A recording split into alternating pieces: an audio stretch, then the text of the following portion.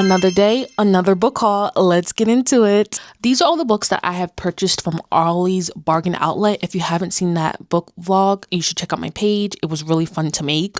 And so I'm going to rapid fire through all these books. I'm going to let you know the price that Ollie was selling them for and then their original price. So the first book we have is What a Pirate Desires. This was going for $2.99 when it was originally supposed to be sold for $8. Next, we have A Virgin River. This book was going for $2.99 when its original price was $10. Then we have A Nearly Normal Family. This book was going for $2.99 when it was originally sold for $10.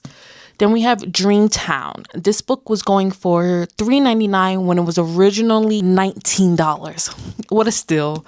Then we have Long Shadows. This book was $3.99 and it was originally going for $19. Then we have Christine. This book was going for $3.99 when it was $20. What a steal. Then we have The Reappearance of Rachel Price. I've heard a lot of great things about this book. This book was going for $3.99 when it was really $21. Then we have Blessings of the Lost Girls. This book was going for $4.99 when this book originally cost $30.